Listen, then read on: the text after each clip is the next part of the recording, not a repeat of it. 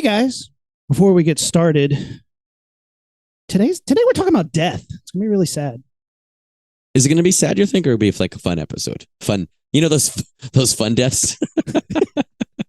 Can I tell you about a fun death? I got one right. I got one ready. Tell me a fun death. Okay. So I had this puppy. A pretty girl. No, a movie, not a real death. Wait, you prep for real deaths? Uh-oh. You have like Uncle Jim on there and shit? Talk about the time my grandpa died and then we all went and saw fucking Lion King right afterwards. Hey, a Disney movie will cheer us up after this sad When you say funeral. right afterwards, you mean like same day? Literally like hours after the funeral. It's like, well, we all have this like sad thing. Like a Disney movie will make us feel better. It was like that same weekend. In my mind, it was literally like in the ground. What do we do now? Disney movie Lion King. I hesitate to even make this joke because if it is real, it would be fucked up. But did wildebeests have anything to do with your grandfather's death?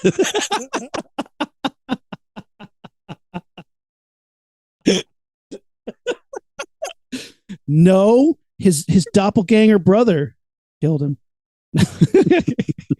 No, R.I.P. But it was the most awkward movie I ever had to sit through next to Shazam with my grandma. Wait, you sat next to your grandma in Shazam. She took me to Shazam. She was alive. And also she went to the Lion King? Well, yeah. Okay, her schedule was open. Oh, that's terrible. This is terrible. I'm not starting this episode off well. Well, tell me about your fun death. Hurry up, save me, Rumi. It's kind of a sexy death. Oh, good. Imagine a giant vagina in the sand, and then there's a spaceship hovering above it, and there's a giant slug, and he's being strangled to death by a hot woman in a gold bikini. That struck me as a child. It changed the way I thought about Princess Leia. And it got me into the BDSM that you know so well that I'm into. No joke, that's literally the first one I have on my list of deaths here. Is Princess Leia choking out Jabba the Hutt? Well, I was like, should I put something from Star Wars on this list? And I was trying to think of meaningful deaths. And I was like, well, that's at least good for a joke. It was good for a joke. I on my list of deaths, I have all these kung fu movies because I fucking love me some kung fu. You do. You're in a big kung fu kick right now. Oh, it's been happening for years. But in Shaw Brothers movies, whenever somebody dies, they die like so dramatically and they like arch their back and they're like, and then collapse. And I'm always like, who dies like that? Who did that the first time? And the director went, that's amazing. All of you do that. And they were like, do you think only like people, do you think that was like a way that a lot of people died in the 60s and 70s? Or like maybe that's how they died, like back in like the dynasty they're trying to represent. Historically accurate. Somebody was like, I died. Bleh. And they're like, no, dude, nobody went. I want to see some old parchment that shows people dying like that. Just completely rigid and arching up and just spitting red paint out of their mouth. They were all choking on red paint. That's what killed them. What?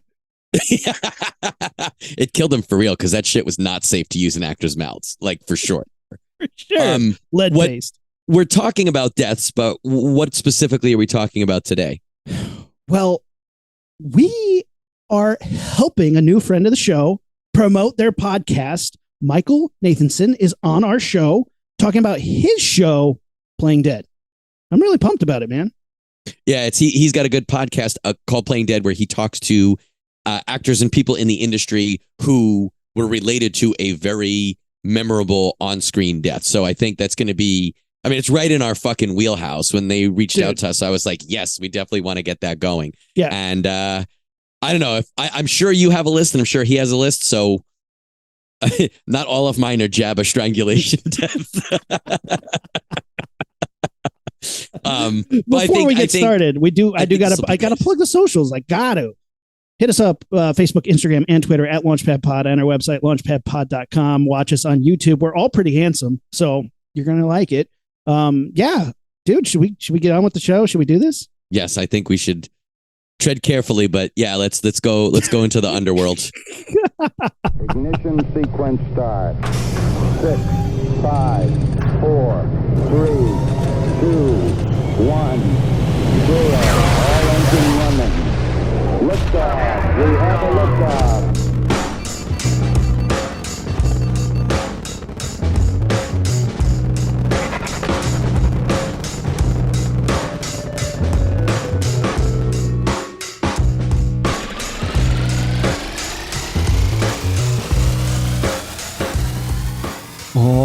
welcome to Launchpad Podcast. I'm Aaron.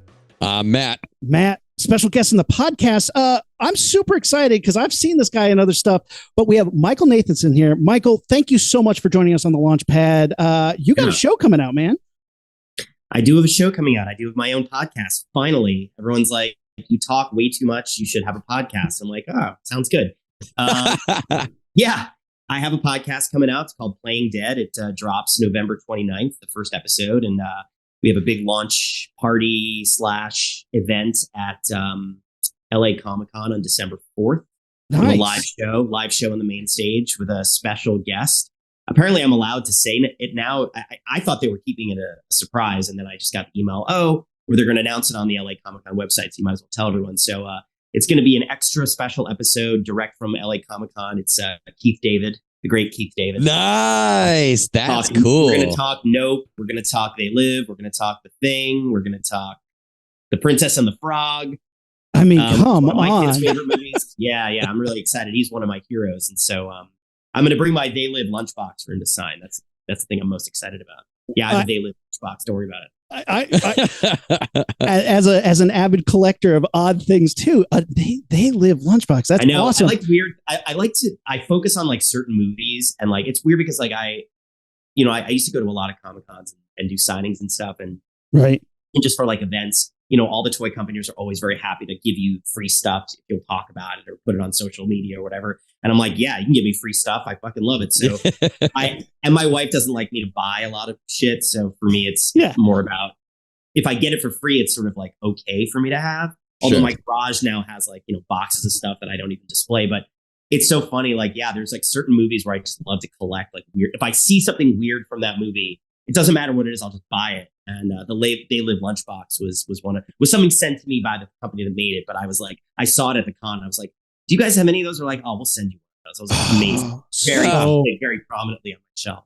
So freaking cool. And so your show explores actors who have died in movies and TV, and you're talking to them about that experience. You're talking to them about what it was like to be an actor doing this death scene. Tell us a little bit more about that. What is the genesis of how you came about doing this podcast? Yeah, so I'm sure at least a handful of your listeners know that I died in The Punisher. And spoiler alert, like if you haven't seen the first season of The Punisher, first of all, there's only 2 seasons.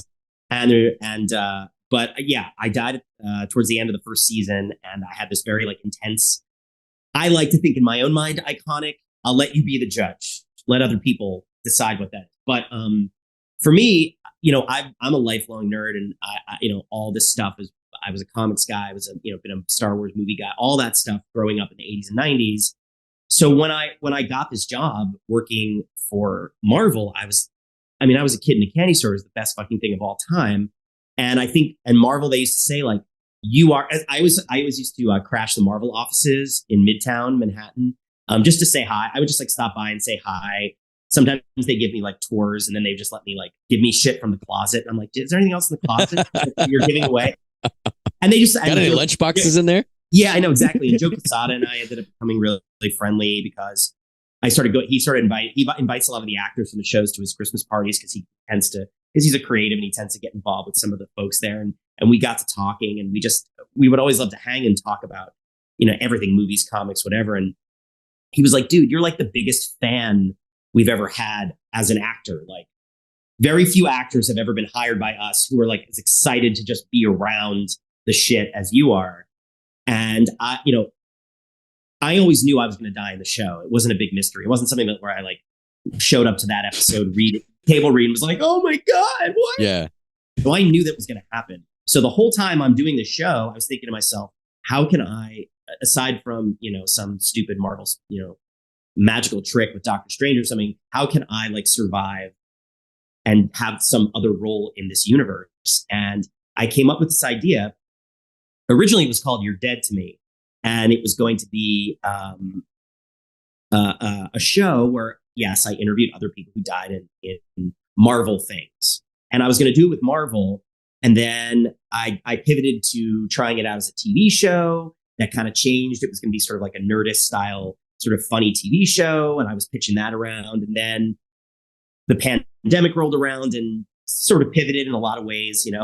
We could talk 2 hours about all the pivots that happened. And then ultimately, I always envisioned it as a podcast and started thinking about it last year again as, well, maybe we should start pitching this as a podcast because, podcasts are really having such a moment now. And it seems like it fits that mold so perfectly. And Lionsgate Sound just happened to be starting up and looking for content and looking for certain kinds of shows. And obviously with their huge, warehouse of IP and, they're in this business as well. And so they got excited and we partnered and here we are. And we, recorded our first season this year and it's going to come. My vision, you have that vision, at some point where you just think about something and you want it so badly to see it through. And I think in this business, you guys probably understand this too. So many times you create or you want to create, you try. And even if it happens, it's not, you have to give up so much along the way. And so many times it can become something so different from what you originally intended. But I would say in this case, we had to pivot the title because apparently there was another podcast called You're Dead to Me. It's a British podcast. I think they talk about deaths in history, not famous deaths, but just death throughout history and how people survived it. And I was like, oh man, I liked mine because it had the double meaning. You're dead to me in Hollywood and you're dead, Yeah. But then I was they were you got to come up with a new title. It's fuck. All right. And I wrote a bunch of shit down and Playing Dead popped out. And I was like, how about Playing Dead? They're like, that's actually better than You're Dead to Me. I was like, yeah, it might be. I know it feels a little Walking Dead. It feels a little Talking Dead, but Playing Dead kind of cuts to exactly what it is, right? Yeah. And like I said, it's a real dream fulfilled because I'm a huge fan. I love to meet these people. I love to talk to these people every time I go to a Comic-Con as a guest. I'd corner people in these green rooms and be like, hey man, I love your work. I'll never forget, I was moving to LA a few years ago and I was at a Comic-Con as a guest and Robert Englund was in the green room and we ended up having this conversation about charter schools in LA. And then I had to pinch myself. As you do. This is weird. I'm talking to Freddie and he's giving me recommendations about charter schools for my kids in LA. But those conversations are so weird. But I was always poking and prodding these guys to give me information about the movies they worked on, the creators they worked with, all that stuff. So it's the best. It's like having a toy collection come to life and you get to talk. Yeah, you get to make it your job, which is so amazing. It's funny because we corner people at Comic-Cons too. It's we love to run up on people oh my God, you created the Ninja Turtles, talk to us. And they're like, okay. Yeah, I mean, that's how I feel. I every time I get someone asks me, do you get nervous when you talk to people? I was like, sometimes, not just because they're famous. They have to be certain people and certain people make me insane. And other people might be like, that person makes you nervous. And I'm like, don't you understand? They directed this movie. Right. Yeah. Nobody gets it, but it's all imprints from my childhood that are now have sort of, created the human being that I am or the geek adult that I am. So when I see those people in particular, if I ever met Lance Guest, I'd have a heart attack because The Last Starfighter was the most formative movie of my childhood. Wow, and then I saw him on some TV show looking who was it? He was in I just saw him in something weird where he looked so old and haggard and played an abusive dad. And then gets The Patient, the Steve Carell show. Oh, okay. He's in that. He shows up in that series. And I was like, is that Lance Guest? And my wife's like, who? I'm like, yeah, right. You don't understand, babe. Yeah, you don't understand. Last Starfighter, and they're like, that's some of the coolest things. And we've talked to so many people, and like you said, we've talked to some A-list people that are interesting, and they were really great to talk to. But we've talked to some other people who literally directed a straight to Sci-Fi Channel movie about a ghost shark, and for us, I don't know if we would have been any more excited to talk to Steven Spielberg because of what that movie means to us. And there's discussions that we got to have with that guy about his birthday cake as a child. And it's it's that moment of I'm actually talking to this guy who maybe nobody else cares about, but it means something to me. And you've only been here for a couple minutes now, but your fandom, your passion is so apparent that I know this is going to be a fun episode. I'm a little embarrassed to say that when I was doing the research for this episode, I thought you were the British guy from the other podcast about Playing Dead. So I have done all the wrong research. You're dead to me. Wait, the You're Dead to Me one, you mean? Yeah. So I don't know who you are. What's your deal? He's fucking with you. He's fucking with you. What an asshole. he does it to me at least once an episode where he'll be like, did you know this? I'm a sarcastic bastard too. My wife knows. I get it. Yeah, dude, that podcast. No, that podcast is amazing. I'm sure it is. No, nothing to take away from there. Yeah, it's just there's not going to be as much audience overlap with their show as there will be for our shows. But you know, it's funny. So many of the conversations that I've had on my podcast, you know, when you talk about their sort of iconic deaths or the roles they played, but like they talk about their favorite stuff and the things that they geek out over. And the most beautiful thing about doing these podcasts, you know, I think if you do it right, is that you realize that we're all at heart just fans of something, because it's not like people become actors, become famous, like, you know, sea monkeys, you add water and they're famous actors. And it's just like they had a whole life before that where they were just sitting in the movie theater watching these things. Right. Yeah. Things, and they all are influenced by those things too. And you should see, it's funny how they geek out over certain people and certain things. And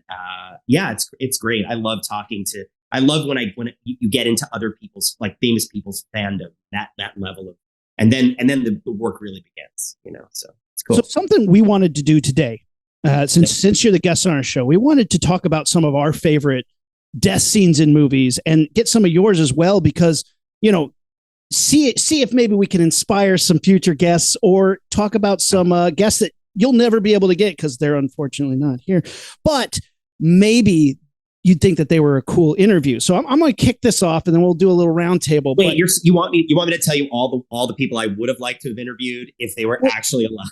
Maybe. Here's maybe not all of them, but give us one or two. Yeah, it's funny. Like that's the one thing about the show. It's like, we got to get this show on the road, because like those people over a certain age, it's like, if I want them in my show, we better get them as a guest soon. We better get a season 2 going immediately, because that person is 90 or that, you know. Yeah. But then you could do a spin-off podcast called Actually Dead, and it would be where you discuss actors who are actually dead. And you know what I do? I'll get like really good impersonators like Ross Marquand to come on and play the dead actors talking about those roles. Boom, genius. You guys steal our idea. Take the idea. There we go. Man, we'll partner up on that. All right. I'm on board for that. I know a lot of dead people I want to talk to, but who do you have one? Do you have an actor who has portrayed an on-screen death that's memorable to you, that is no longer with us, that we can't talk to, but you think it would be great to dig that person up and get inside their head? Oh, fuck me. What a great question. And like, of course, totally unprepared to answer it. If I give you one, maybe we can riff off that. Yeah, you have one already, Roots? I have one. I have a whole, most of mine are dead. Robert Shaw, who played Quint in Jaws. Yeah, that's going. Had one of the most memorable deaths in my life, because I'm a kid. I'm watching Jaws. My parents are like, yeah, you're old enough. Have some fun with Jaws. It's terrifying. I'm losing my mind. And then you get to the Robert Shaw death that comes out of nowhere. Like, literally, I did not expect. I was like, he's the hard ass. He's going to survive the whole movie. Of course, right? This guy's a bad ass. And suddenly he's bit in half with a shark. Blood's coming out of his mouth. He's stabbing the thing in the eye. And I'm just like, one of the, I'm not a huge Funko collector, even though I love Funko and all that shit. And it's one of those things where you have to stop before you start. You can't go down that road. It's a slippery slope. But I do have the Funko, the collector's Funko. I think it was from a San Diego Comic-Con from a number of years ago. And it's the shark eating Quint. And that's like a very prominent. Yeah. That Funko is amazing. He's just like half bloodied inside the shark. That scene was one of the scariest things I'd ever seen as a kid. That gave me fucking forever. It was so. Jaws gave me nightmares to always. I couldn't even go in pools without thinking about Jaws when I was a kid. But that scene in particular, it was so gruesome and terrifying. But yeah, that's a great. He would be. Choice. I can't top that. I'm just going to leave the podcast. It's been great. Enjoy it. No, seriously, think about if getting Robert Shaw, just to think about him, like, I think he'd be cantankerous as hell. Just like as a person, not necessarily about the death, just in general. You know that whole scene he does where he recounts the what was the Mauritania, the USS Indianapolis. Yeah. But it was the Mauritania was the one in real life or something like that? Or was the Indianapolis? Indianapolis is real, yeah. USS Am I thinking of a Indianapolis is real different deal. ship? It was another ship where a bunch of people died. All right. Yeah. Whatever the one he's talking about, like he was so drunk every, like 24 hours a day on that set. It's so difficult that they kept trying to get him to do that monologue and he couldn't do it. And finally he was like, give it one last try. And he did it. And he did it all in one take. And it was like, and it's the only usable one. And it was like perfect. And apparently Spielberg was like, okay, great, cut. Because they were so shocked they were able to get it because they kept stopping and starting and stopping and starting. But yeah, I've heard so many fun, crazy stories about him on that movie. Not the easiest guy to work with, I guess. But, no, not at all. And he didn't think it was going to work. He's just like this goofy robot shark. None of this is working. And then right, he's like, it's like Alec Guinness in Star Wars, the same kind of thing. He's like, what the hell am I doing here? Yeah, collecting the check. We've been lucky enough to interview a couple people from that show, and we interviewed Jeffrey Voorhees, who plays Alex Kittner. So we got to talk to the grown-up version of the little kid that gets eaten off the raft. And he had some very cool stories, like, you're viewing a movie production of literally the first blockbuster that Hollywood ever manufactured that changed the way filmmaking and summer blockbusters were made and released. And you're kind of hearing some of these stories through, a 10, 12-year-old kid's eyes being on the ground during that time. It was a pretty cool thing. And he's obviously a pretty cool death in that movie. That's the one Quint is good, but that's a death that stuck with me from there. The kid dying is way more disturbing, obviously, because it just like feels like it could happen. Like you're not going to be a shanty singing grizzly old sea captain soon, but like forever. You could be a kid swimming in the ocean and like a fucking giant fish could come and eat you. Like that could happen. Well, and then your mom just runs past everybody into the shore, and she's the only one standing in the water looking for her kid. Fuck. Then you get the dolly zoom. Kittner boy. Dolly zoom. Yeah, brutal. I would say not that, we just brought him up. Alec Guinness would have been a cool one to talk to just because I would just be curious, like what George Lucas told him when Vader swiped him and he was like, all right, Alec, David's going to swing his light stick at you. And in post-production, we're going to make you disappear. And he'd probably been like, oh, just shoot already. He would have been like, fuck. But like, you want to know, like, did he tell him he's like, and you're going to become a ghost or you're dead or like, you want to know kind of what the motivation was behind like him praying and the whole thing. Are you killing yourself? That would have been an interesting interview. Just to explain the Jedi, like even earlier when he's like, so do I know this kid who comes to my house? He's like, yeah. He's the son of your old like partner. And he's like, and I just give him a light sword. Doesn't that seem dangerous? Does anybody think that? There is no way. I'll tell you, I've talked to Star Wars people. There's no way that Lucas had any of that mapped out. I think he had about like 20% of that thing mapped out. And then made it up as he went along. There's just no way. No way. Yeah. But it also makes sense. Half of it doesn't even make sense. And then all the stuff that's come the last 20 years doesn't make any sense. So I gave up. But man, I'm still throwing money at that. Oh, me too. I see everything and I don't care. They hooked me early. Jesus. And it's funny. Actually, one of the most resounding deaths for me on my list here was Alec Guinness's death in A New Hope, because I thought that we would probably hit to more flashy deaths.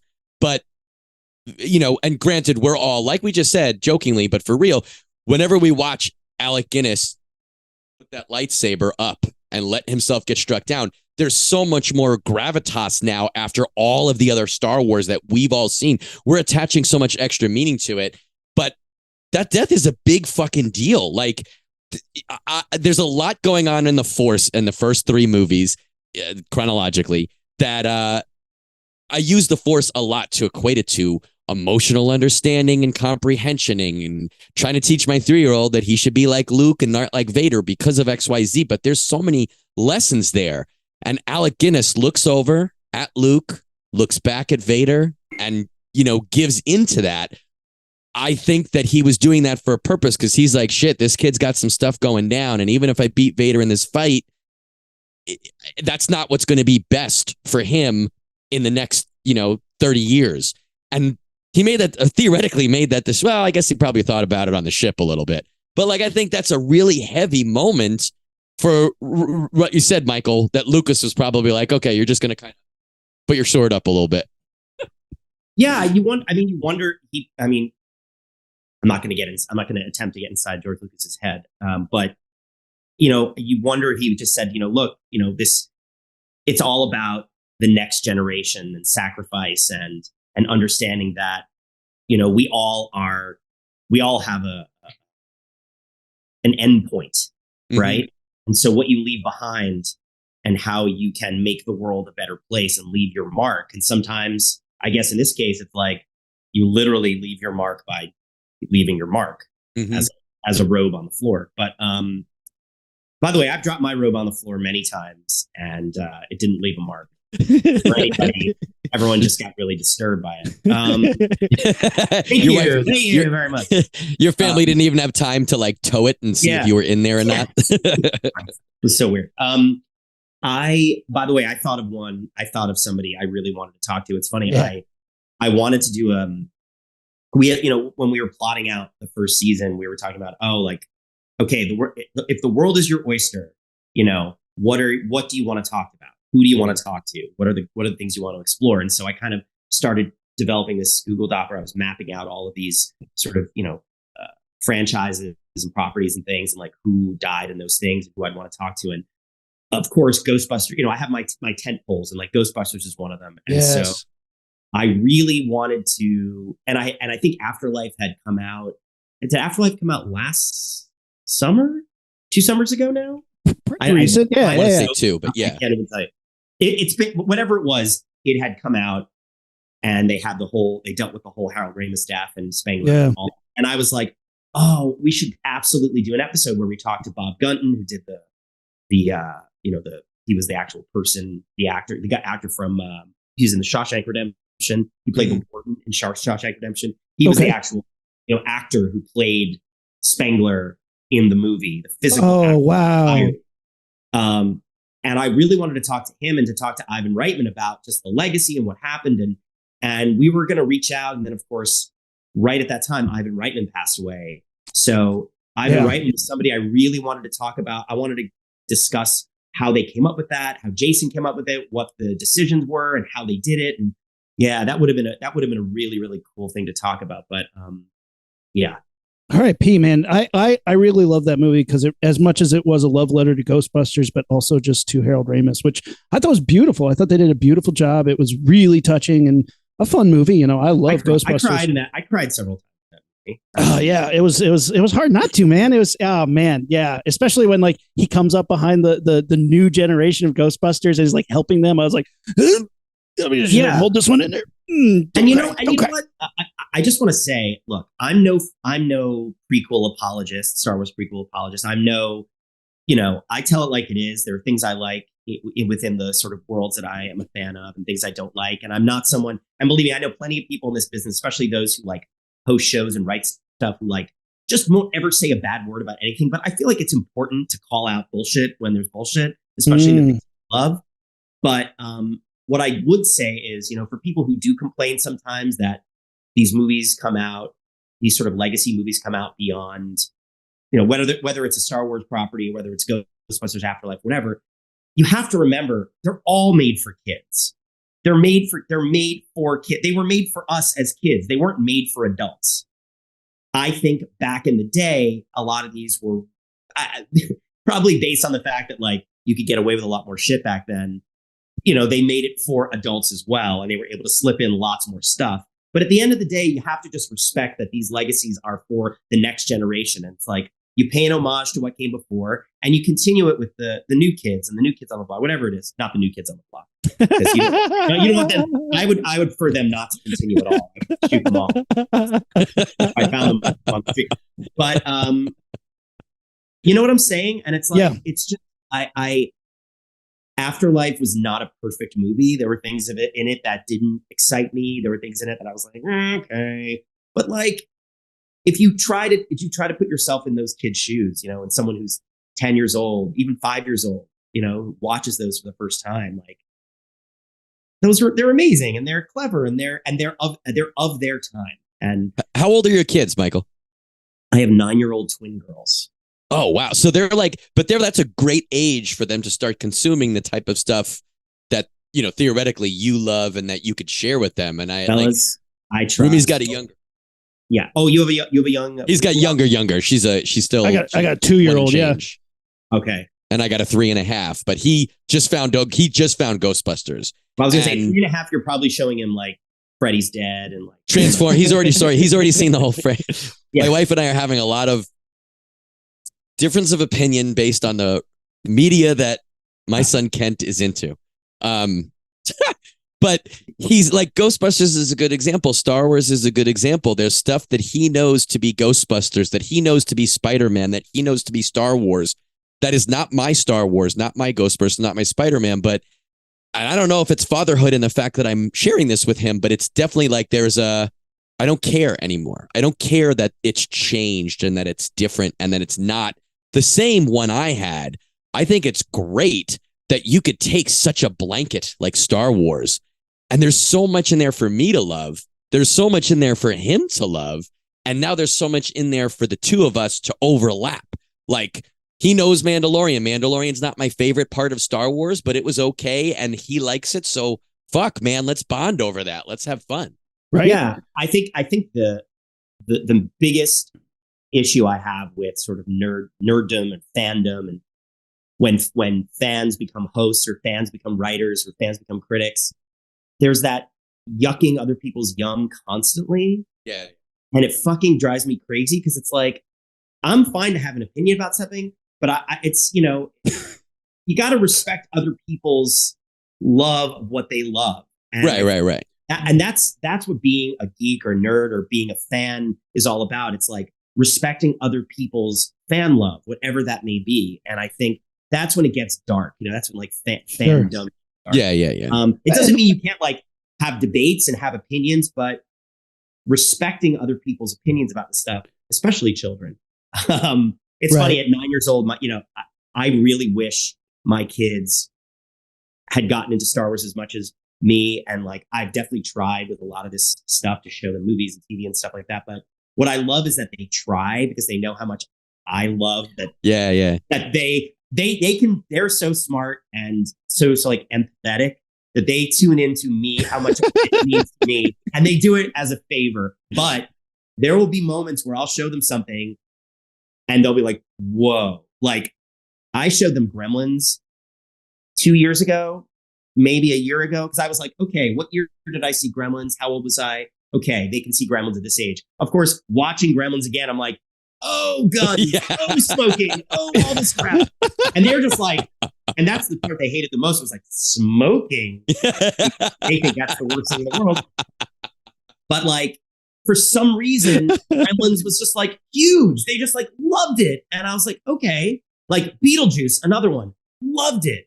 Great. See, that's fun. Like, there were certain ones where I like totally expect them to love it. They're just like, can we watch something else? You're just like, oh, God damn it. Got one shot at it, right? Yeah, that's true. Yeah. My 2-year-old loves Godzilla.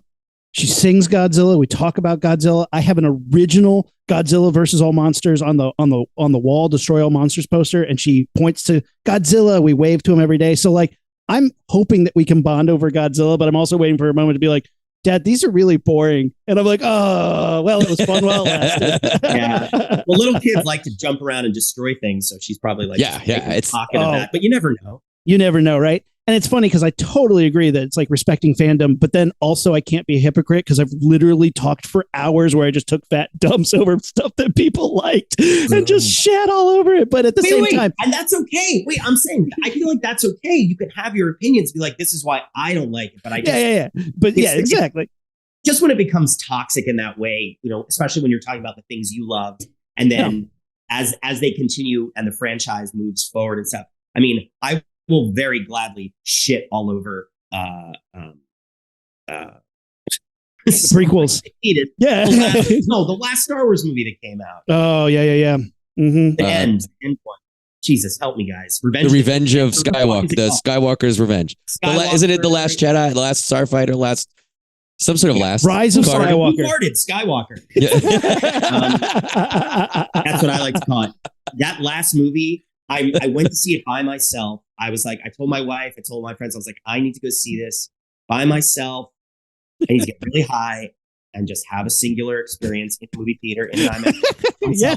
Just to like finish this off. Like this is, I want to, and I was like, I really love Last Jedi in a lot of ways. Did I think it was like a Star Wars movie? In some ways, yes. In some ways, no. I respect the hell out of it. But I was like, I loved that it made me think about it in a different way. And I was like, what is this next one going to be? Yeah. And then when JJ took over, I was like, okay, well, I saw JJ's first one.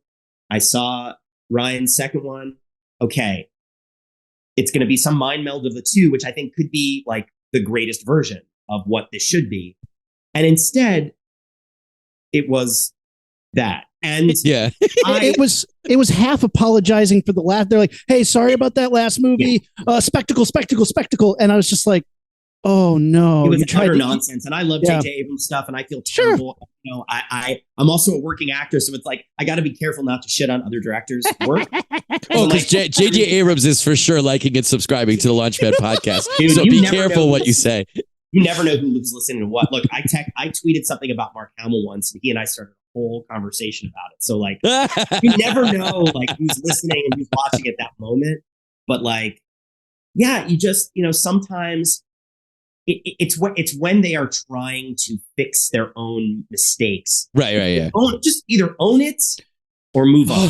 Well, that's why the middle one, the Last Jedi, was so smart, because I was like, they're finally divorcing themselves from the things that have been chains to Star Wars, and then suddenly like Disney was just like, oh, we don't like, how did we let this happen? And they had to just they tried to course correct it instead of just owning it and going forward. And I don't know, you know, I agree with you there. Well, I did gobble up that spectacle. And I do love the overall arc of Rey. I think is like cool, you know, great. And you know, I have nieces who are just like obsessed with that. But you know, listen, I plot, can tell you, you know, plot wise, you're just like, I don't remember Yeah, I know. anything about it. I remember like snippets, like a dream. I really couldn't tell you what the last movie overarching. went right over my. Well, the last movie just really went over my head. I remember it was loud and it was long, and I kept saying, "Why is the Emperor in this? Why is the Emperor in why this? is the Emperor in this? Why- Mhm. He died. Because died. exticle. Yeah, the movies just keep becoming like acid flashbacks. We were like, no, wait. Yeah. And like, but I will tell you, yes, the biggest takeaway from my kids watching the original trilogy, because I was like, we're going to sit down. I've got the non-special edition that I bootlegged years ago. Yeah. I'm going to project it on the wall. Like, I was not going to show them any edition but the one I saw for their first experience.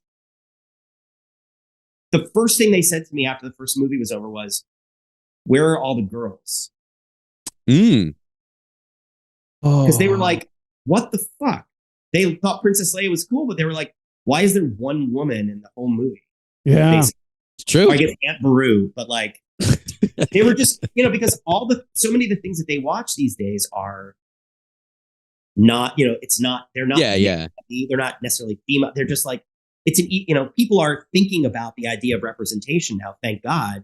Mhm. But just if you think about it on such a like a basic level, the idea that like these movies were made and these are the movies we love, and like when you have daughters who, you know, you want them to love the shit you love, and then you kind of look back and you're like, oh fuck, what, you know, the what's the word when it's the whole sort of male hierarchy dominated, you know, old The Hollywood patriarchy. Yeah. patriarchy. Thank you. Yeah. Sorry, I've been flying like through 3 time zones in the last 3 days. Oh, you're jet lagged as hell, but thank you for coming on the show anyway. No, it's all good, man. It's all good. But that's the thing. It's like it's such a patriarchal thing, and again, like I don't want to join a mob about everything, and I want to respect what came before. I think you need to honor it and understand it, and it's important to contextualize it. But like, I realized that some of these movies were going to be a tough sell for my kids because it's like things like that are important to them, like seeing themselves in these things, and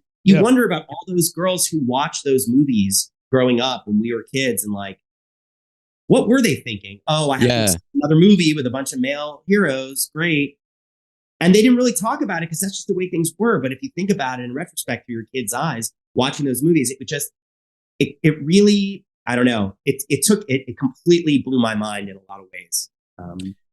It's when you look at a lot of what we consumed as kids, like He-Man is not going to be, will never be a big sell to my kid. Guarantee you. I don't think it's a big sell to this generation. Like Masters of the Universe is purely like an 80s boy thing.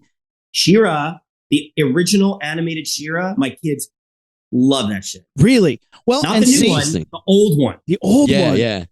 Loved it. They loved it. I don't know why. They love fantasy and they love Harry. They're big Harry Potter fans. Like we read the books. We're deep into book 5 right now, and awesome. I think they love all that kind of stuff, that like mysticism and fantasy and all that. But I think seeing She-Ra as like this, Kira, this woman who's like, I don't know. I think that's cool. And they see that, they can dig it and they can get into it because they feel a connection to it in that way. I think that's the thing, is the connection. And I think our kids are growing up in a world that's different than the world that we grew up in. And I believe that the content that they're watching, the pop culture world, is different. There's different things that are focused on. There are different things that are trying to be pushed through versus when we were little. There's different things that weren't thought about back then that are being thought about now. So, like our kids' brains literally are different than ours because of everything. The world outside their door is different than what was outside ours, and the world on the screen, right? Totally. And they're processing all of that in a different way. And so like, again, it goes back to this thing where it's like, I want them to love all these movies that I loved, and I want that legacy to go on. And when you think about having kids, you're like, I can't wait to show them this and I can't wait to show them that. But you're like, oh, wait, fuck. That's why there's a whole generation that loves the prequels. I was at the Star Wars. Right. What was the Star Wars? It's a big Star Wars convention out in Anaheim. Celebration. Yeah. I went to Celebration this year, and I'd never been, and I got invited. I was like, yeah, I'd love to go. So I go, and they had a huge, in the big theater there, they were doing a big event where Ewan McGregor and Hayden Christensen were going to come out and like talk to the crowd. And, they always pull out some surprises. They'll show you a trailer that they haven't released or whatever. And I was with somebody who was, I don't know, I guess he's probably about 15 years younger than me, maybe a little bit less, but a solid generation or two, younger. And I was like, oh, cool. Ewan McGregor and Hayden Christensen are going to come out. And he was literally like shaking. And I was like, what? He was like, well, that's my whole childhood. And in my mind, it's just all I think is prequels. Yeah. And for him, Star Wars is the prequels. Right. Those are the movies he saw first in the movie theaters. And the relationship between Obi-Wan and, what's that guy's name? C-3PO? Anyway. The relationship between Obi-Wan and Anakin, is like, is that relationship between Han and Luke that we had. Right. It's just a different, and the place was so thrilled. And Ewan McGregor was so funny on stage. He was like, he was like, yes, I know. And he's like, yeah, I know that the prequels have not been received in the past, but I hope over time they've learned to age like a fine wine. And everyone's like, we love, but the crowd was super into it. And I was like, it worked for me, but you watch thousands of people and you're like, it just puts it all into perspective. It's so yeah. The funny thing to think about also though is like our generation came up. I'm going to bring it full circle again. We saw some very traumatic things, like the movies that we grew up with. Like I think right back to Neverending Story when you watch that horse die in the bog. That's on my list, dude. I had that too. Can you interview that horse? Yeah, go down in that fucking mud. You'll love that episode that I have on my podcast then. Nice. Wait, who did you talk to? The horse. I talked to the fucking horse. It's actually just a bottle of glue that I prepared in front of me. Funny enough, the bottle of glue still has the same facial expression. Like, oh God. But actually, like, if you watch that horse is way too calm when it's dying. That horse just sort of accepts its death. It's like, I'm dying. That Obi-Wan horse. It looked over at Atreyu and was like, no, Atreyu's losing his fucking shit. Yeah. That horse. There's a moment though when its eyes are like, I don't like going under the water, and you're like, I don't. I will tell you. Look, I will tell you that like on my show, one of the questions is, what's your favorite? What was your favorite death? What was your, the thing that had the most indelible impact on your life? And Artax came up for so many people. I bet. It was so funny. And yeah. Again, like I guess I can spoil it. We have somebody from Never Ending Story on the podcast. Yes, who really has a pretty big role in it, maybe the biggest role in it. And we got to hear a lot of interesting stories about that death from firsthand. But it's a damn. Yeah, it was cool. It's not the kid from the sequel who is at Sequest, right? Because he's on my list of kids that I would talk to if I could go back from the grave. Oh, that poor guy. Oh, Jonathan Brandis. Yeah. What that's a terrible tragedy. No, I talked to Noah Hathaway. It was amazing. He fucking cool guy, and we got real metaphysical about Never Ending Story, about not just about Artax's death, but about like, is Atreyu dead at the end of that? Interesting. I don't want to give too much away, but it got me. That's fascinating. Are you allowed to say what death impacted you the most? Or is that something we need to listen to find out? Me personally? Yeah. In movies.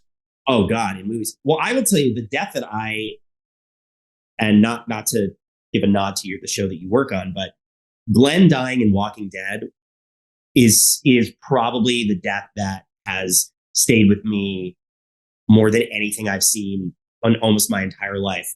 I knew that it was going to happen from the comics, but just seeing it and them doing it in such they did it.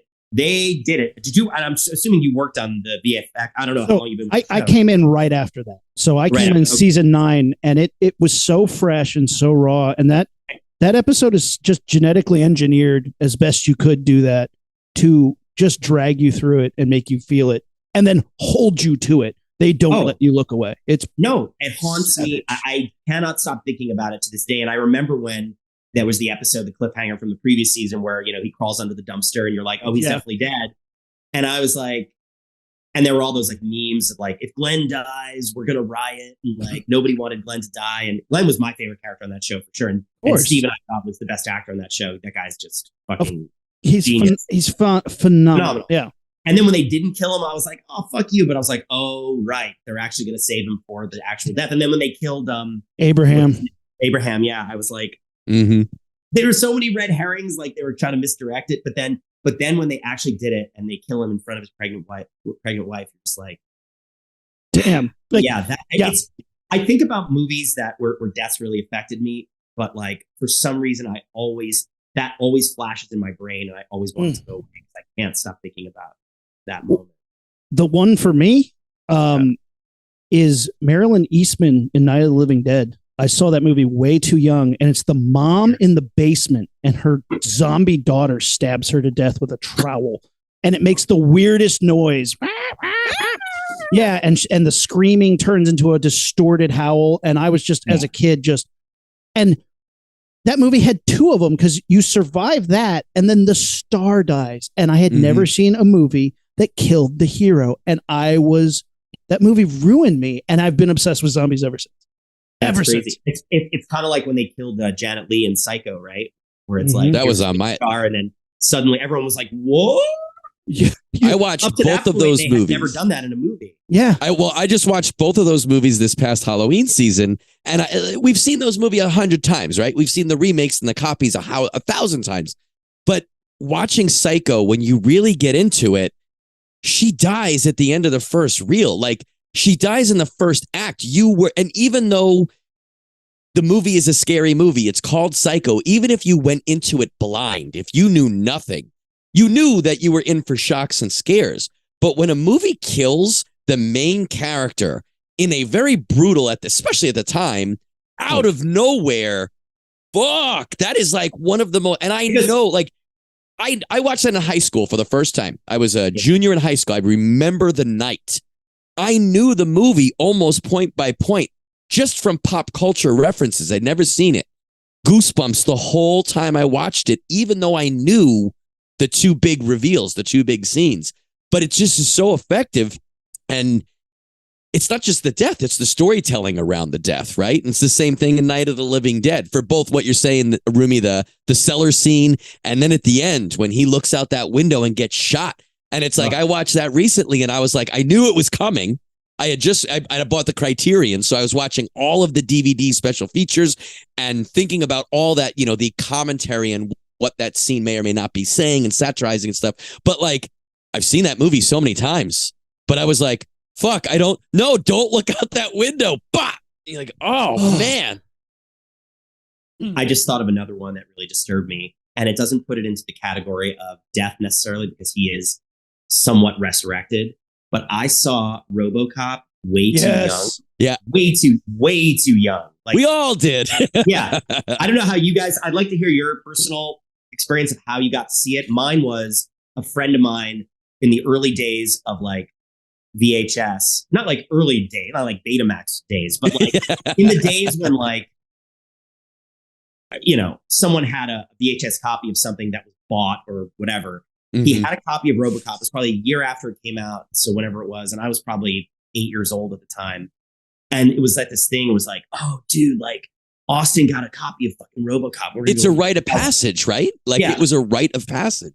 And when I watched that movie, when I watched them kill Peter Weller, shoot his hand off, like just destroy him in that scene, I had fucking nightmares for like 20 years after this. I love that movie. To this day, I think it's one of the most brilliant pieces of sci-fi commentary ever made, maybe the best ever. It holds up so well. It like almost no movie from that decade holds up as well as RoboCop in terms of so good mirror to who we are and what we really think. But every time I watch it, I skip that scene. Really? I haven't seen that scene.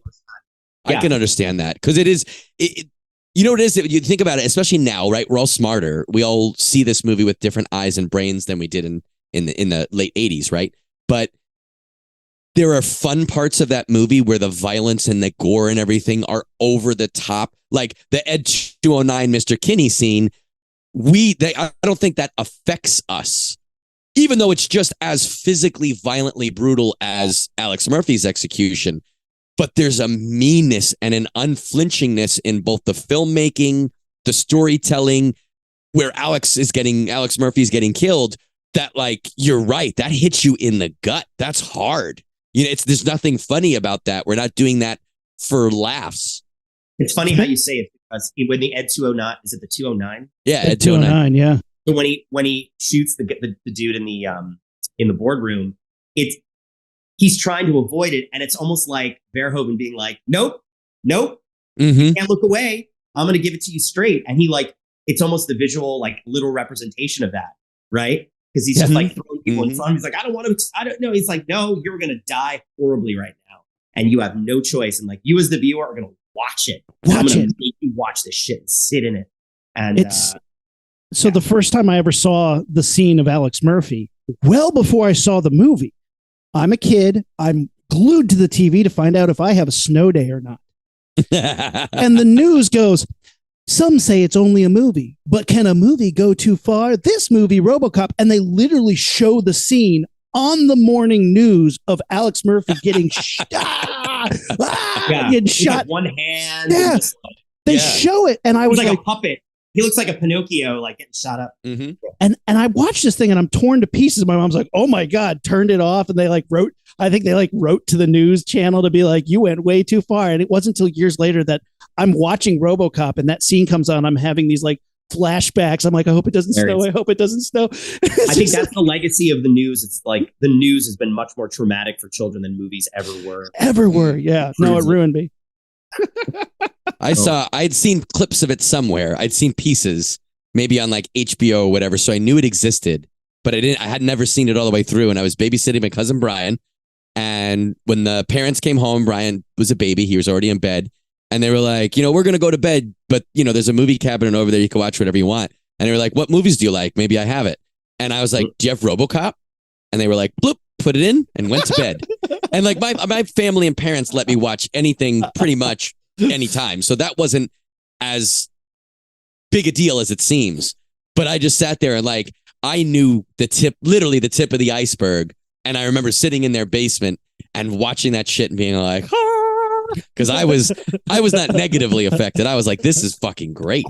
No, I loved it. Don't get me wrong. I loved it, but I was like severely traumatized by what it's a little too much. I get it.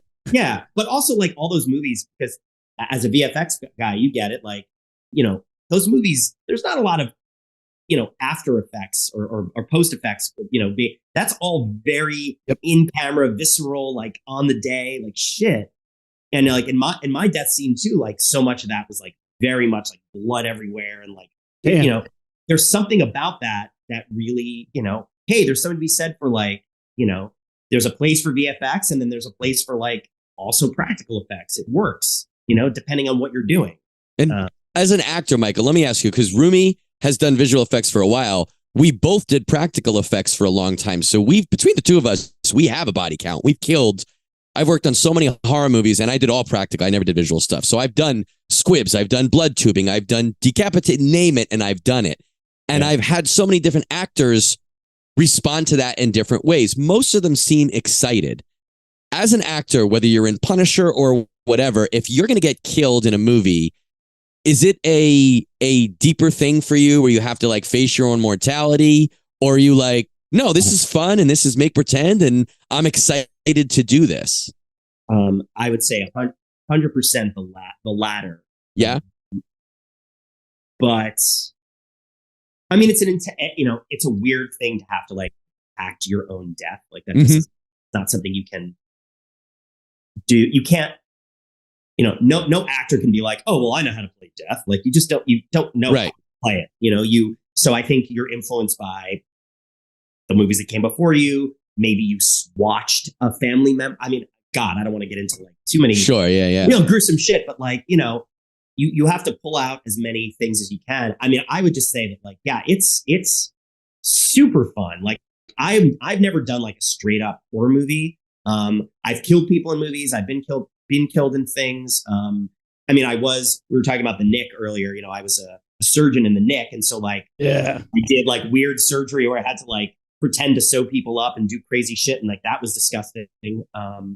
But there's nothing like great practical effects. I love, it's funny there in the beginning of my death scene in Punisher, I corner Billy Russo and I've got him at gunpoint and I take his mask off and I'm like, oh shit, it's Billy. And Billy's Jigsaw, whatever. At that point, he's not called Jigsaw, but he stabbed me a bunch of times. And all of that was just, you know, mimed because they're like, we're going to show the knife in post and like figure out how to do that. So Ben was just like, woo, woo, woo, woo, like sort of doing the moves.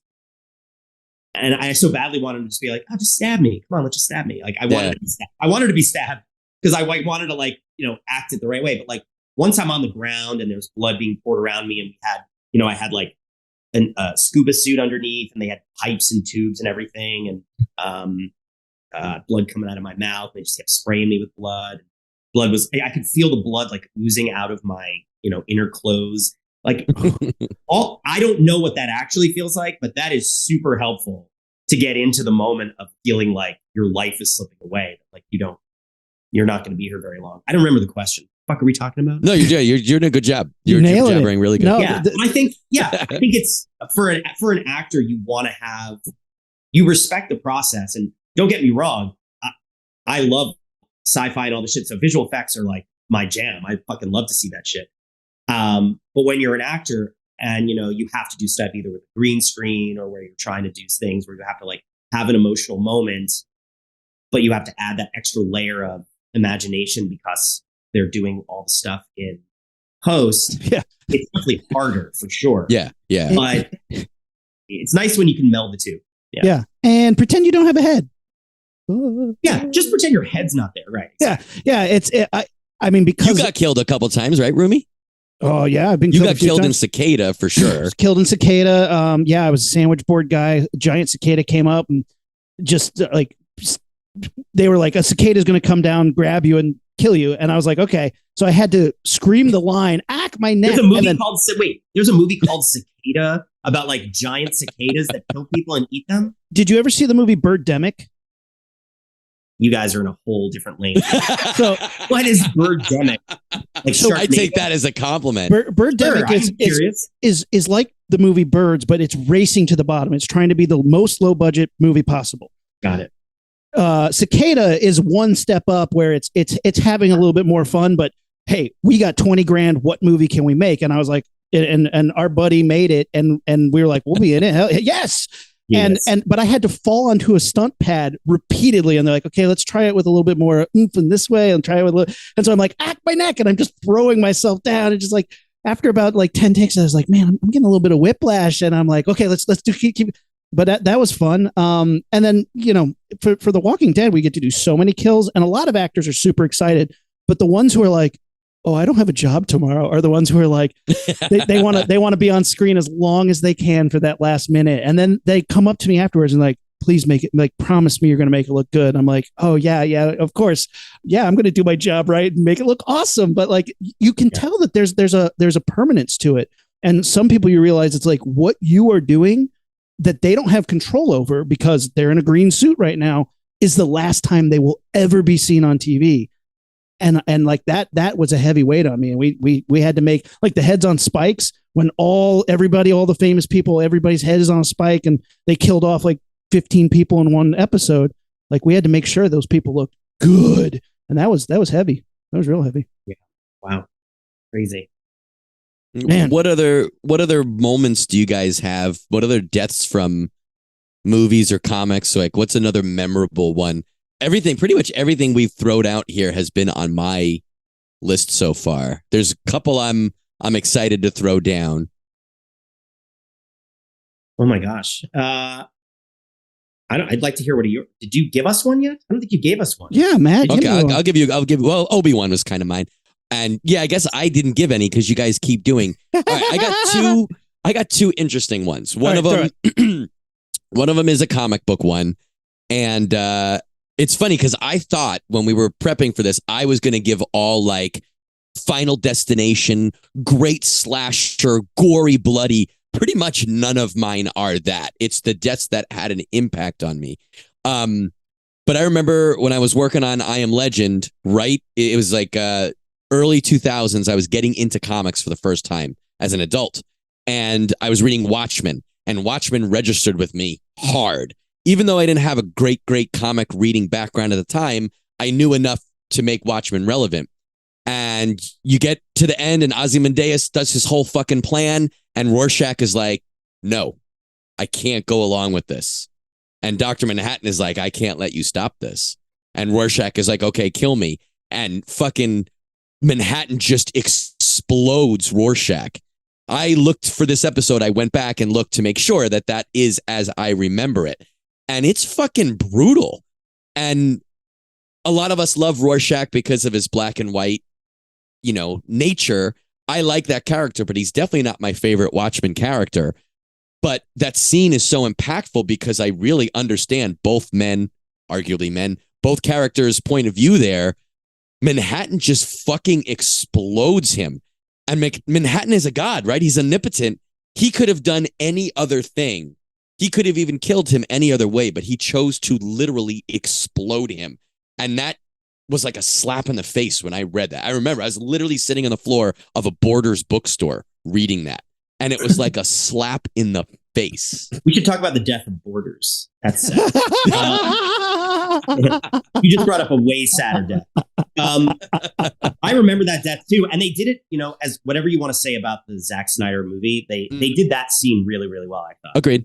Because Jackie, what's Jackie's last name? Jackie Earl Haley. Jackie Earl Haley. Mm-hmm. He made that movie for me. Agreed. He was so fucking good in that movie. Like perfect Rorschach. He got it. Yeah. But it's fun. Yeah, it's funny. It's amazing when like you read a book, and it's amazing to think that like you could read a book and not see it and feel a death that strongly. People have those reactions, not just to comics, but when they're reading a novel and they get so engrossed and they feel they've been on this journey with someone and then they die. Like, it touches your own mortality. I think for Watchmen, someone like Rorschach, he's narrating so much of that story, and it's his story, and it's his, again, it's like he's taking you on that journey. And when the person taking you on that journey vanishes or dies or is out of the picture, it kind of makes you feel untethered to your own existence. And I think that's happened to me a lot in things that I've read, just in comics too. But like, yeah, it's weird. It's a weird thing. Death, fake death can often be more lasting than real death. For sure, right? Yeah. Yeah. Oh, yeah. I mean, isn't that wild? I think it's totally wild. It's very true. I mean, when you talk about like Walking Dead, the comic books, multiple page turns were like sledgehammers to my chest. When Lori gets cut in half holding a baby with a sniper rifle, I was just like, I just couldn't. Yeah, that comic's it's harder to read that comic than to watch Walking Dead, actually. And agreed. So, yeah, for sure. That comic is just, they don't give a fuck. I mean, just constantly. And even when nobody died in the comic book, which is like, and we're done. I didn't see that coming. It was like, you just ended it. Wait, what? And you were like going forward and you're going back. Like, I mean, comic books have that power. Video games now have that power. I mean, I never cried when Mario fell down the pit, but playing a game like, playing like Last of Us Part 2 had one of the most like heart-wrenching death scenes I've ever witnessed in my life. I mean, Aunt May dying in the Spider-Man video game, I cried.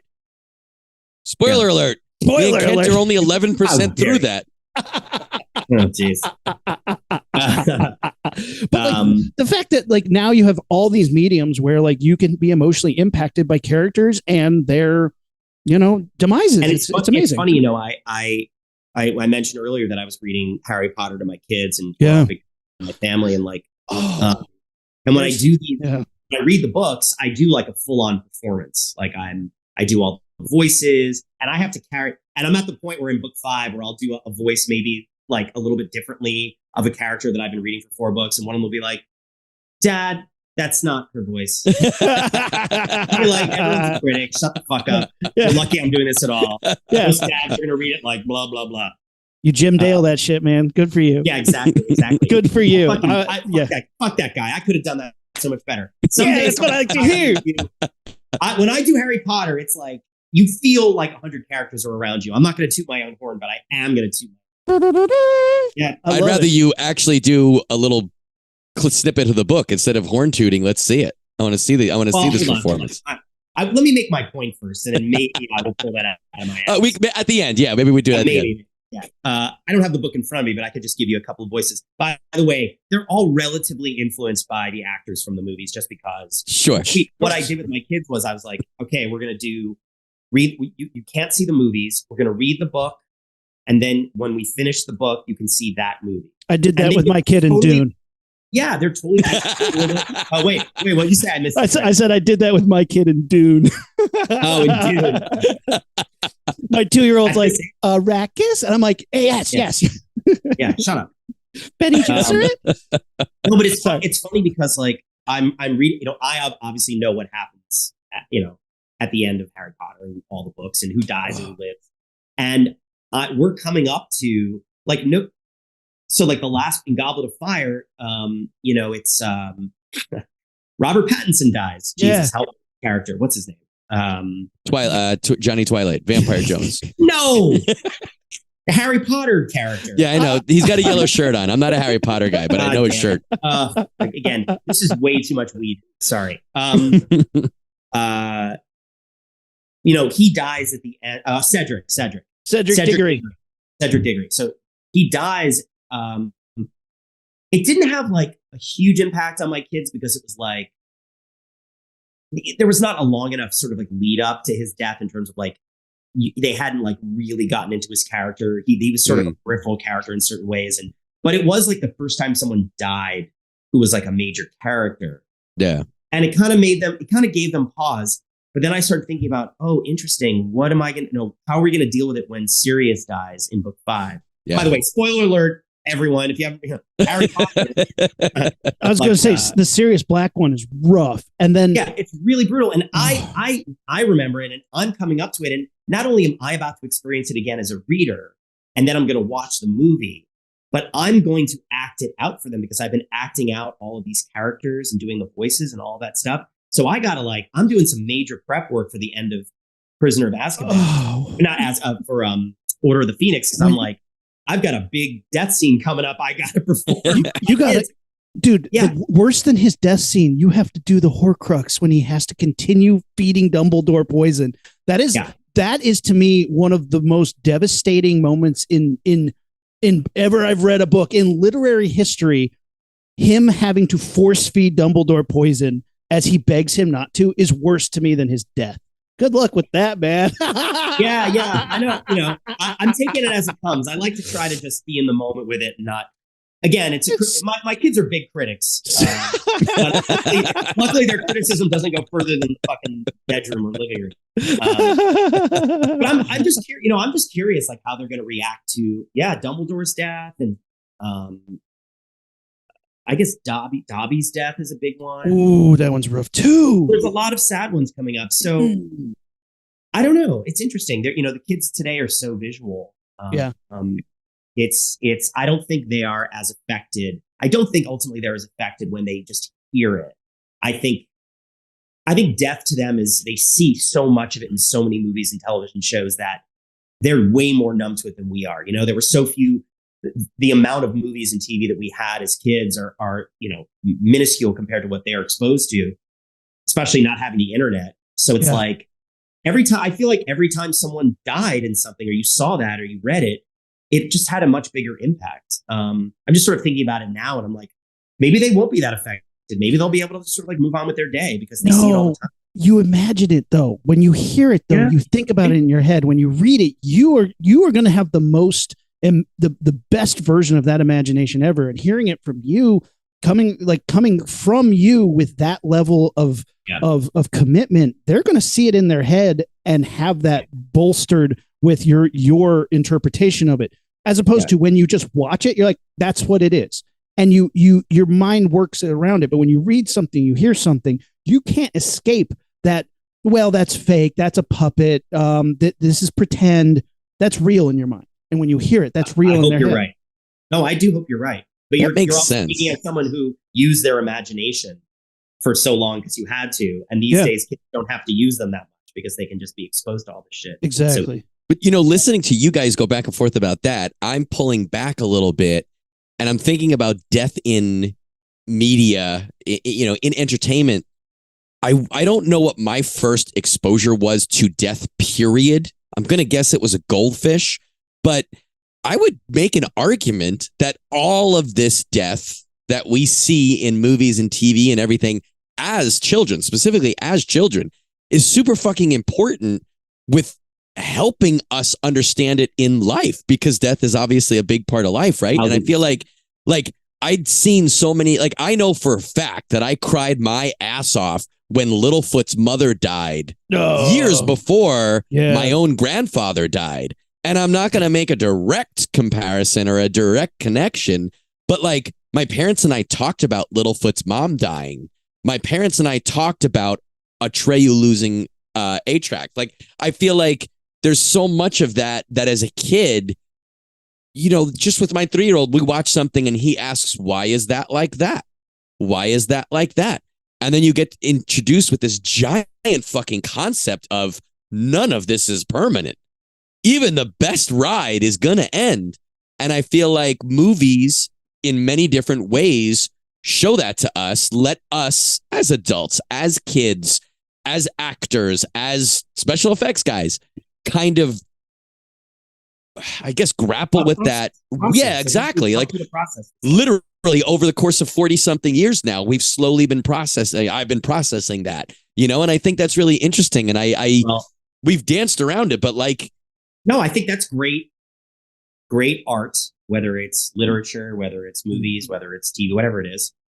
I think ultimately that's the best. That's all we have in order to grapple with mortality. And I think at the end of the day, almost any story is about our own mortality, because the only thing that's completely unknowable is what happens when you die. And that fear of the unknown is like the greatest fear of a human being, right? Sure. Yeah. Because as human beings, as I don't know, Homo sapiens, whatever you want to say, like we are sort of like tuned into trying to figure everything out. That's been the evolution of our species. It's like we have to like, and I'm reading this really cool book called what is it? Never mind. It's so cool. I forgot the title of it. Make it up. We won't know. It's by the guy who wrote *Sapiens*, which was a really interesting book about sort of the evolution of the Homo sapien and like where it came from and how it's evolved and where it's going. And he basically wrote a more kid-friendly version of it about like basically how human beings became human beings and why we are the dominant species of the world and why we are also headed for extinction. But it's like, it's our thirst to figure out the unknown, to know the unknown, and to figure out, okay, I need food. I'm going to make a tool, or I'm going to make fire, or I'm going to make a car, or I'm going to make this. But it's all to like make us know something so we can feel like we can hold on to something, because our greatest fear is our own mortality, even if it's not something, at least subconsciously. And so I just think thank God for these movies. Thank God for these deaths. Thank God for my childhood and seeing them, because I think they, like you said, they help shape your understanding, but they help you grapple with the unknowingness of it all. Because it gives you a template, because how often in life do you respond and you're like, I don't know how to respond to this situation, to this death, to whatever's happening, and all you have to draw from is what you've patterned off of, for good or bad. And sometimes, people respond like they saw in a movie, and that's like, dude, that's how people act in movies. That's not real life. And then sometimes it's like, that's all you have to draw on is, how do I process grief? And the only way you have to pattern that off of, if you haven't experienced it in real life, is from what you've seen in movies, good or bad. Take that. I've got two death responses that I need to do. One is the Willem Dafoe platoon, running. Oh yeah, I need to do that at some point. And I also want to respond to a death with like John Wick Revenge. Like that's I just once. It doesn't have to be for 4 saying movies. For your own deaths in real life, those are the 2 ways you'd like to go out. Those are your top 2 ways to go out. No, like response to someone's death. If you could choose your own death, what would it be? How would you like to go out? Oh, damn. I have it. Slim Pickens, Dr. Strangelove, riding out on a bomb, take off a cowboy hat. That looks like the most fun for sure. That's how you want to go out. Okay. I hate heights. It doesn't have to be a reference to a movie. You could just be like, pills. Again, I've only consumed movies and television, so that's my only way to know what I'm. Dude, I want to die into an empty pool. That's what I want to do. Just kidding. No. Dude, I want to die I want to die the same day as you. I want to be on the ground at the exact spot that your bomb hits, and I want to watch it the whole way down. Like I'm gonna have binoculars and I'm gonna watch you riding it. It's so fucking cool. I'm glad I could be here to bond you guys. It happens, man. Well, we've had a great time here. It's usually we wrap it up about an hour and a half. This has been fantastic, man. Thank you so much for coming on the show. I'm super excited for your podcast, Playing Dead. Michael, tell us plug the show, plug your socials. Let us know where people can find you. Let us know where they can listen to your new show. Drop it all on us. Okay, sure. Playing Dead drops its first episode on November 29th, and it's going to be available. Yeah, soon. It's going to be available on all platforms. So if you get your podcasts on Apple or Spotify or iHeart, whatever it is, you'll find it there. You just put in Playing Dead, Michael Nathanson, and it'll pop up. We've got this big launch. The first episode drops November 29th, and we have this big launch sort of event at New York Comic Con. Like I told you guys, we're going to do this cool Keith David. I'm following William Shatner. William Shatner on stage is opening for me. That's how I like to think of it. Wow. You should think of it that's amazing. Thank you. He's died a lot of cool times. Yeah, that guy. Hey, man. Hey, by the way, maybe you'll come on my podcast.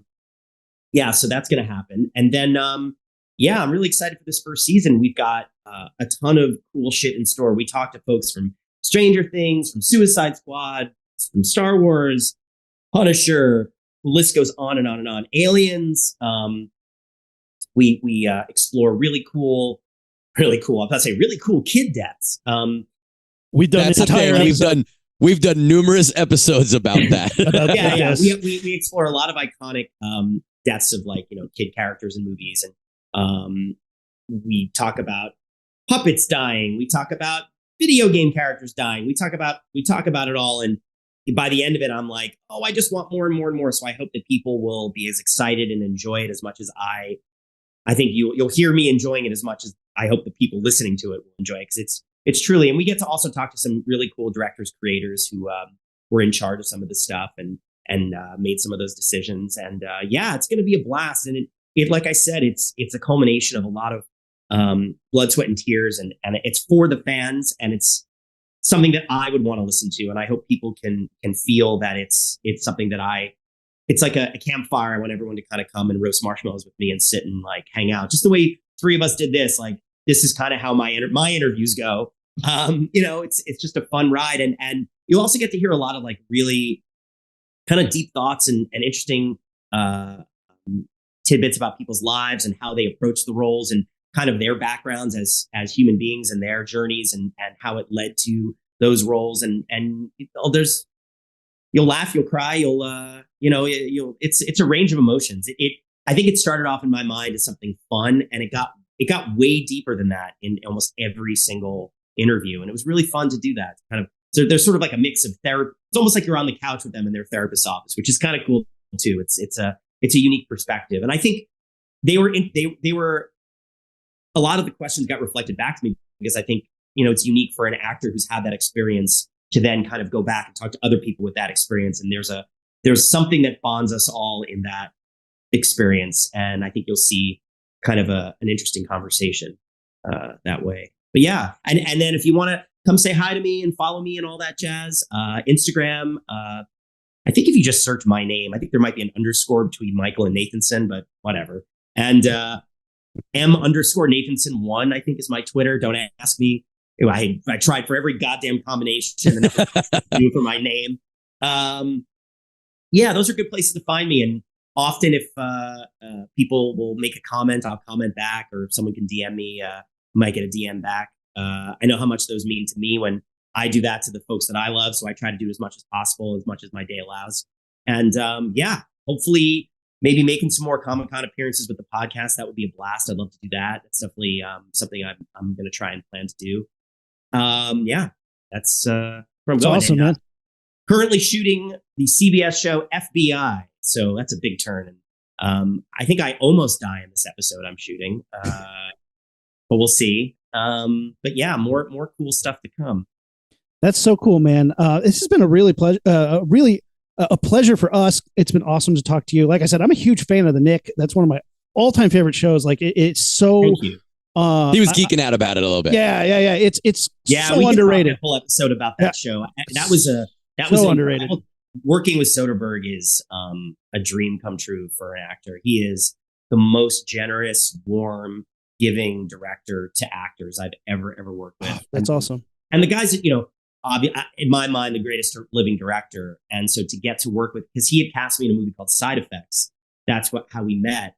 And we had such a good time working on that. He was like, I'm doing this series and I think there's a role that's coming up and I want you to play it. And I didn't even have to audition for it. He just cast me in it. And that was because we had such a good time working together and he trusted me. And such a cool show to work on because it had that Barry Lyndon feel where it's like very practical. Everything, it was lit very practically. He really wanted it to have that authentic feeling to it, not just for the viewer, but for the actors. And we had to learn early 20th century surgery, late 19th century surgery techniques. Like we were miming most of it, but I was sewing and doing things. And like, we had to go through a whole training process, which was fascinating and just it was as close to working with someone like Kubrick on like one of his iconic movies that I think anyone could ever have post Kubrick. By the way, that's someone I'd love to fucking have on my podcast, is talk to Stanley Kubrick, my favorite director of all time. Yeah, man, dig him up. Besides Robert Altman. Dig him up. What do you say? I said dig him up. No, Kubrick. Dig him up. Dig him up. I'm a huge Kubrick fan. So and the fact I've often compared the Nick to, I call it Kubrickian. It is, dude. working on it, it felt like it. Just like the way things were being set up, the sets, the lighting, everything. You felt you were in a singular vision. Yeah. And then of course he has Cliff Martinez do the music, and that's like that It's anachronistic. Yes. Oh. Man. The best is when I'm at Comic-Con signing autographs and people come up to me with like a CD of the Nick soundtrack and they want me to sign that. I'm like, that's awesome. Badass. That's cool. That's their They Live lunchbox, right? Like if that's what they brought to the con to have you signed, you're like, all right, bro, we could grab a drink. You're cool. Yeah. Dude, if Roddy Piper was alive and I went to him with that They Live lunchbox, I wish, I would hope he would have that same kind of experience with it. That's so cool. It's cool, man. It was one of those shows I think that's going to last the test of time, and it's going to be around long after a lot of shows are forgotten. I think just as a viewer, it's one of the greatest pieces of television ever. So I always say it, and I think it's underrated by people who just, it wasn't on when they were, consuming stuff. And I always tell people, go find it. And if they do, they're like, whoa. And you're like, yeah. Right? It's been finding a bigger audience. Streaming migrated all that stuff to HBO Max. It's all there. Yeah, exactly. Yeah, you can find it. But yeah, check out HBO Max. And then of course, The Punisher now on Disney Plus. I don't make any money. Didn't make any residuals on Netflix, and certainly don't make any residuals on Disney Plus.